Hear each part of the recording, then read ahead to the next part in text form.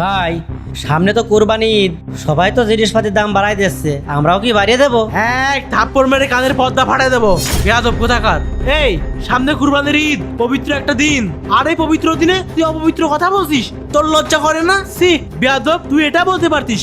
ভাই সামনে কুরবানির ঈদ, সবাই সব জিনিসের দাম বাড়াই দিচ্ছে, আসেন আমরা দাম কমাই দিই। তুই এটা না বলে তুই কি বললি? ভাই সামনে কুরবানির ঈদ, সবাই সব জিনিসের দাম বাড়াই দিচ্ছে, আসেন আমরাও দাম বাড়াই দিই।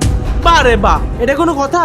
এই শোন, সব জিনিসের দাম 10 টাকা করে কমাই দিবি, দরকার হলে ওই 10 টাকা আমি আমার পকেটে দেবো, ঠিক আছে? জি ভাই। ঠিক আছে যা। বুটের ডালগুলো দেখে তো ভালোই মনে হচ্ছে, দামও নিশ্চয়ই বেশি। ভাই হ্যাঁ ভাই বলেন। বলছি ওই বুটগুলো কত করে রেখেছি ভাই? ভাই আপনি নিলে একবার 100 টাকা রাখবানে। হ্যাঁ কি বলেন ভাই? বুটগুলো দেখে তো ভালোই মনে হচ্ছে, কোনো সমস্যা আছে নাকি? কি বলেন ভাই, ঝামেলা থাকবে কেন? এগুলো 100% খাঁটি দেশি বুট। না ভাই, বিষয়টা হচ্ছে বাইরের সব দোকানে 130 টাকা করে চাচ্ছে, আর আপনি এত ফ্রেশ বুট 100 টাকা চাচ্ছেন, বিষয়টা কি ভাই? ভাই কোন দোকানে কত দাম সেটা আমি বলতে পারবো না, আমার দোকানে আমি কুরবানির ঈদ উপলক্ষে সব জিনিসের দাম কমাই দিচ্ছি।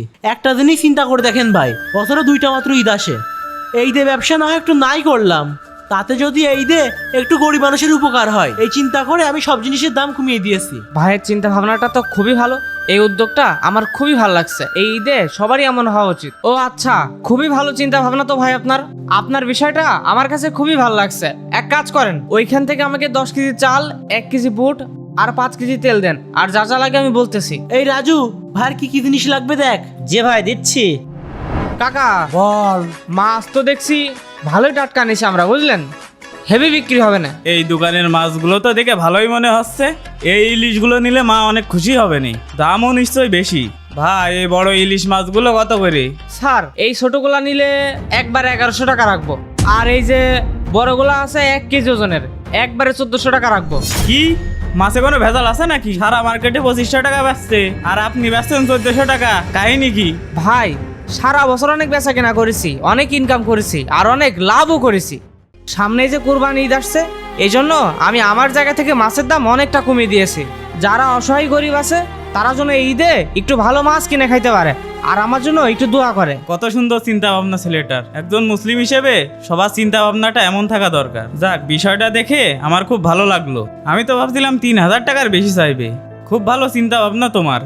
আচ্ছা এক কাজ করো, আমাকে বড় দেখে 4টা ইলিশ মাছ দাও। ঠিক আছে স্যার, দিচ্ছি। কাকা একটা পলিথিন দেন তো।